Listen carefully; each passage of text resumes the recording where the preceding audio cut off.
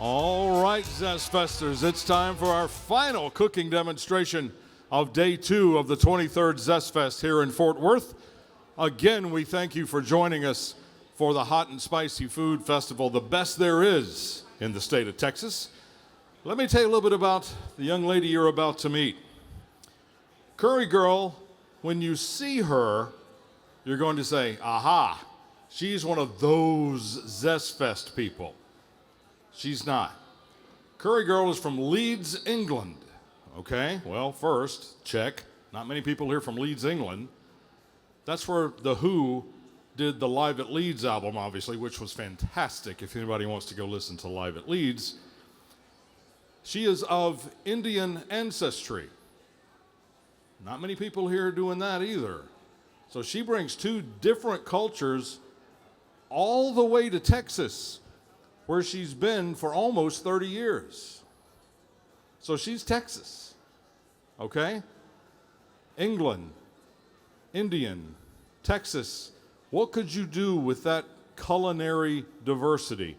That's what she's gonna do. She's an outstanding chef, although I don't know that she's a technical chef. She's been cooking since she was 5 years old. She'll tell you that old story. She is gonna be joined by our friend Brian Santiago. I'll let Brian tell you his own story, but this is Curry Girl's show. Brian's here for support, so would you please welcome Bali Mendels, AKA Curry Girl. Oh.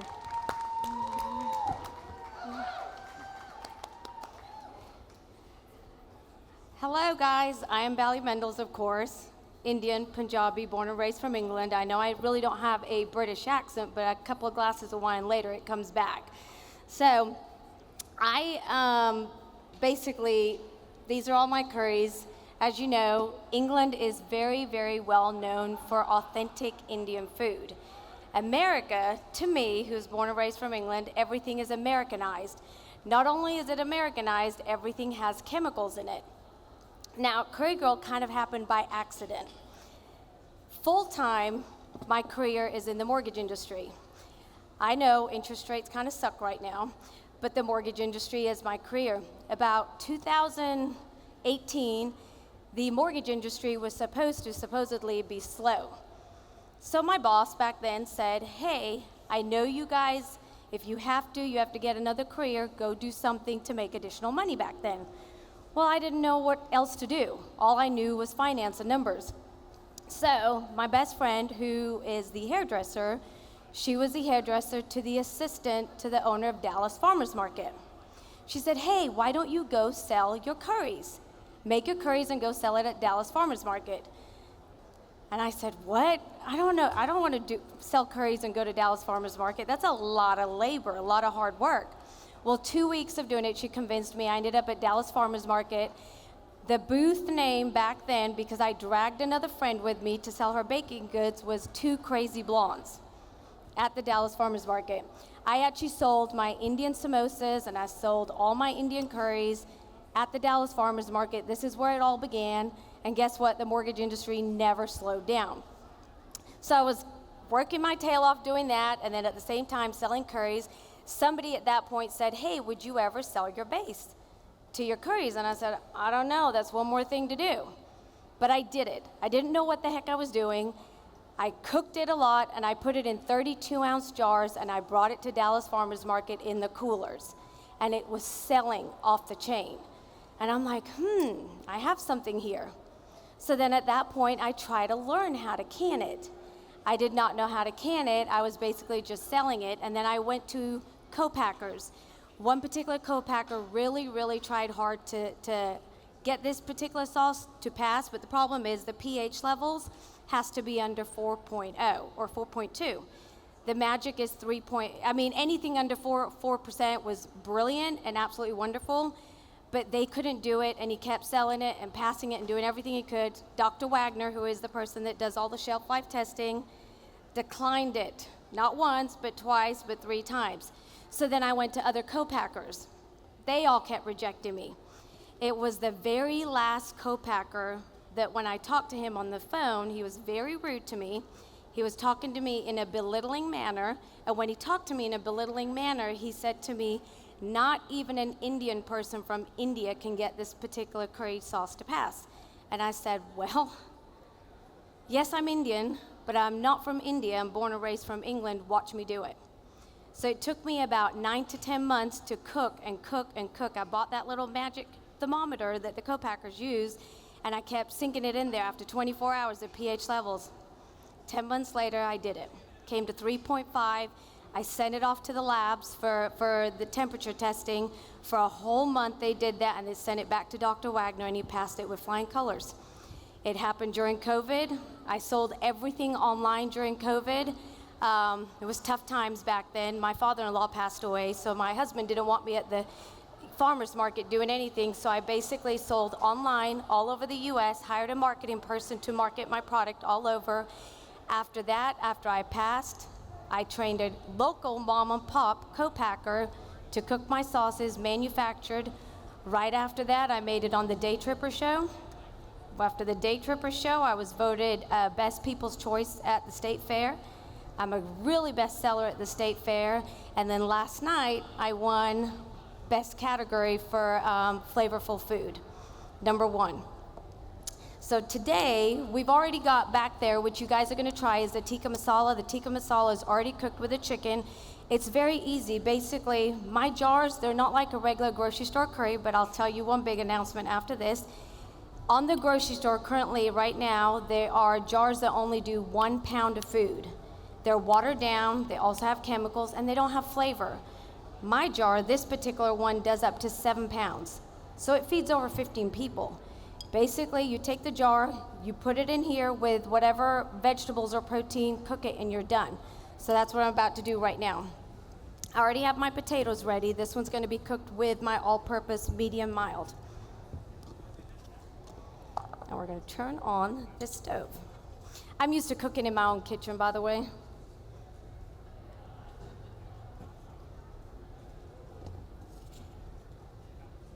Cooking. Is that one good? All right. So you get your potatoes, very easy, chop it up, put it in the pot. Not a lot of hard work you need to do. Get some oil. I like any type of oil. You can use butter. If you don't want any dairy, you're fine. All my jars are gluten-free, dairy-free, nut-free, soy-free. Get a little bit of oil. Pop open my jar.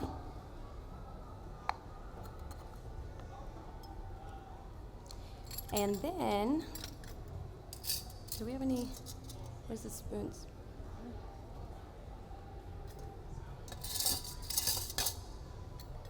Just use that. Got it. Put it all in here, and there's not a whole lot you have to do, is just cook it together.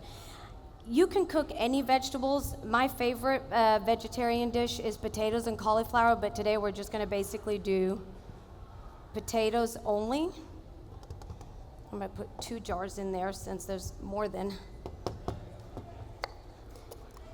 The other thing you do not need to do, you don't need to season any of your potatoes. The jars are full of flavors and they have everything in here. There's nothing you need to do.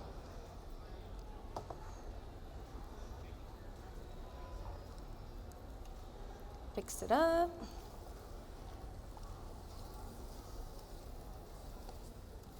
And just let it cook like that. There's nothing you need to do. On the other hand, also, there's rice I'm gonna make. Basically, a cup of rice, put it in the water, let it go. You don't really need to do much there either. That one. Done. I'm gonna put a little bit of coconut milk in the rice. I like coconut cilantro rice. It's so yummy. Put a little bit in there. And some fresh cilantro. And all you do is just let that cook and leave it alone. That is why I call my product Curry with No Worries. It's fast. You can make it in an Instapot. You can make it on a stovetop. There's nothing you have to do, and it's real, authentic.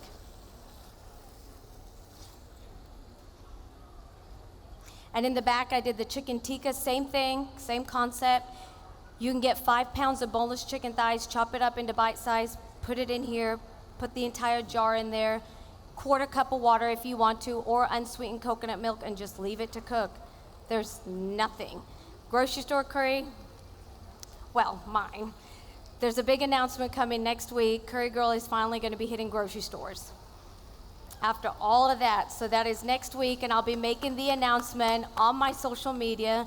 But since I'm at this event and I'm talking on stage, I'll go ahead and announce the first 9 grocery stores that it's going to hit next week is Market Streets. So I'll be there next week, and then I'll announce more and more after that.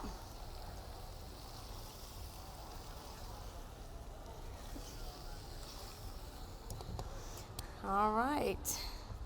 Just let that cook away. Didn't you just make something with my sauce? Yeah, What did you make? tikka masala, What else did you do? samosas. So, Yeah. Punjabi culture, there's so many different descents. One thing I will say is when I came from England, in our culture, Punjabi food is so much different to the Southeast Indian cultures. Their food is very, very overpowering, whereas Punjabi culture, we have our seasonings, but once you're cooked, the smell's gone. You have that wonderful smell of the cooking, but it's not that lingering smell. There's so many different cultures that basically, which I love all different types of culture of food, but I'm also that type of person. As an Indian person, I really don't like that lingering smell that sticks to me when we're in there. So, do you have any other recipes that we can use your curries for? I do, and you know what? One thing that I did do, and this was with the white jar, and I have it on my website, I had to create it last minute. We did an event, and it was a rodeo event, and every demographics is different. And my husband's Caucasian, and he said to me, Bali, you need to come up with something to fit that demographics because they don't understand your curry or something like that. He says, come up with something and make a salsa or something. So I, within 24 hours, came up with an Indian mango salsa. Huge hit at the rodeo event. And that mango salsa is on my website. It's made with only 2 tablespoons of this, 2 whole mangoes, and fresh mint and fresh cilantro. You can use that and make it a fancy dip. You can use it to put on salmon or fish tacos, anything like that. The jars you can use for anything. You can marinate some lamb chops, you can marinate chicken wings. My husband made a brisket. He marinated a brisket for 24 hours and then put it on the cooker outside. I'm not a big griller. My husband does all that. But there's so much stuff you can make. I made an Indian gumbo. I know you're from Louisiana, so I made an Indian style one. So I basically took this jar. I mean, you can do any one, but I put it in a crock pot and I put shrimp in there. I put chicken, I put sausage, I did everything. They're so, sky's the limit. You can do anything with these jars. But like I said, a lot of customers have all these allergies and gluten allergies and stuff like that. So I have purposely left dairy out of my jars just so it fits everybody's needs. You can make butter chicken. Butter chicken is made from this jar as well. As you can see, this is my favorite baby jar because this is the one that I made more overpowering than the original curry from my culture, which is the mild curry. I decided to make a stronger version on purpose because I love the heavy ginger and garlic, but it's the one jar that you can make the butter chicken from as well.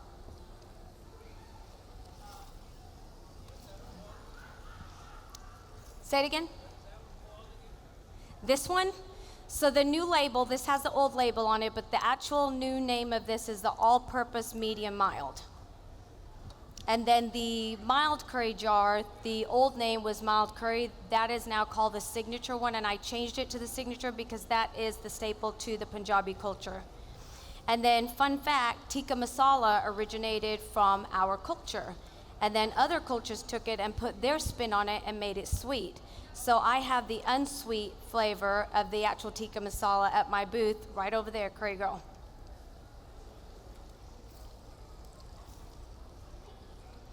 Do any of you have any questions for Bali while she's on Any stage? questions? About If curries. anyone has any, I'm on my way, sir. Hold on one second. I'll bring you the mic. What is the shelf life on after you've opened up the jar? 2 weeks refrigeration. So you refrigerate after 2 weeks. I know that it feeds a lot, so if you still haven't completed eating it after 2 weeks, which a lot of people just eat it so quickly, but if you don't, you can actually freeze it in little ice cubes in the freezer to where you can pull it out and use it again versus putting the whole jar. I have tested my jars and put jars in the freezer and they don't blow up or smash or anything, but you can freeze it in little ice cubes and just pull it out. I sometimes, honestly, I like to do a baked potato and pull it out and just shove some sauce on there, or scrambled eggs. Lots of little things that you can just take it out and add that flavor to and eat it.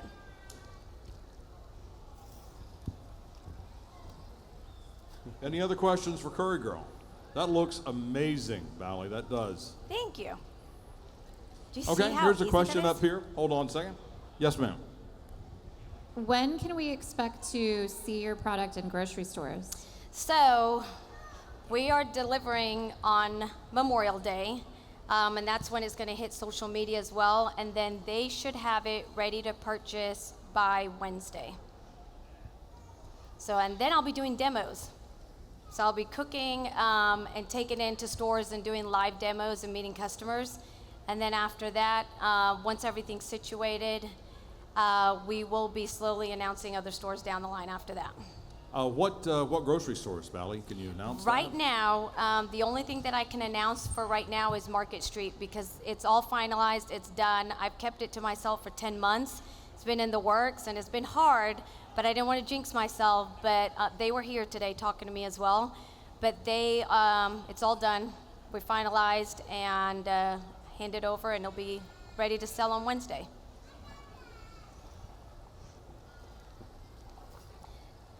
Any more questions? Can you smell the flavors? I think that's why you're not getting a whole lot of questions. You can smell it? Yeah, you wanna made us all eat. hungry. All right.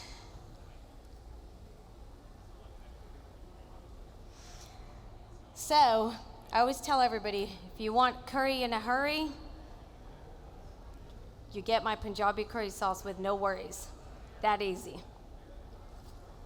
If you've got a big family that you're trying to feed, honestly, it's pretty cheap to feed an entire family real, authentic curry. There's 0 chemical preservatives as well in any of these jars. Everything is super fresh and clean. All right. You ready to start feeding people? Yeah, we're gonna start putting the samples out.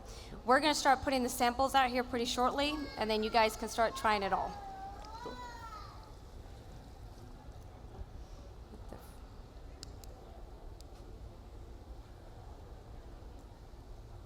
Look at how pretty that looks. Yeah, it looks delicious. So pretty.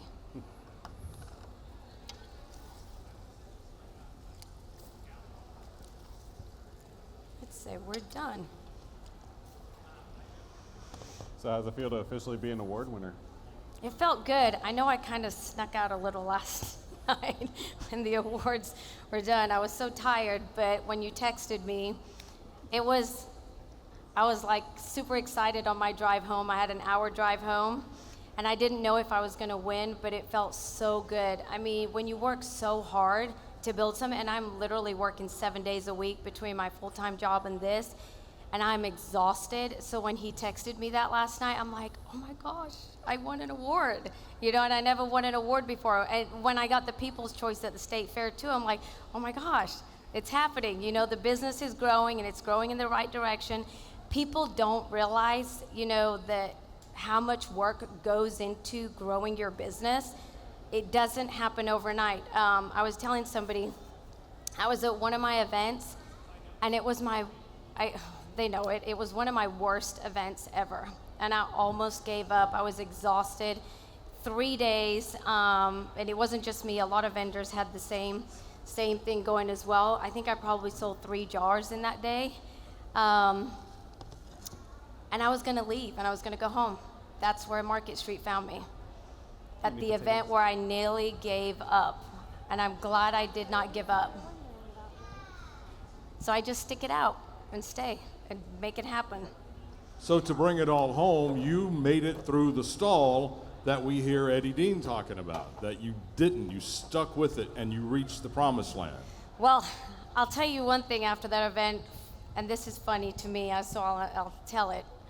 I was supposed to come back the third day of that event, but there was a vendor that was selling, my sister was here from England, and she's naughty. She's always getting me into trouble. Well, the one vendor who's a Go Texan, they was selling stuff that calms you down and makes you go to sleep and relax. I bought some, well, my sister did, and she just says, oh my God, it's so good. You know, we're gonna sleep really good tonight. I said, Raj, that stuff is gonna make me pass out. I'm very sensitive, I can't do that. She went to sleep, and I ended up eating whatever that relaxing stuff was from the Go Texan vendor, and I could not wake up the next day. I was floating. And I told my husband, oh my God, you're gonna have to go to the event. And I felt like I was swollen and I couldn't talk. And I told my husband, you're gonna have to go finish that event off with my sister because I cannot drive. I'm done. But that was the third day from that event where Market Street found me. So he finished it off. And I got to sit all day. Excellent, good man, but never give up. is the Never bottom give line. up, even if you eat one of those things. All right, we are ready for samples, right? Yep. All right, guys, we're gonna bring out all the food to sample. I really, really hope you guys love it. It's got my passion, my culture, everything into these dishes are coming out. How about a big hand before we sample? You're gonna love it, trust me. For Curry Girl. Thank you. Bali, thank you. That Thank smells incredible. Can't wait to taste it. You can find Curry Girl just next door to the Buffalo Brothers. Right over there. Right over there. We can see where she is from here. Thank you, Bali. you. Congratulations. Brian, thank you. Thank you. And here come the samples as if on cue. Thank you, everybody. Please sample some of this fantastic chicken tikka masala.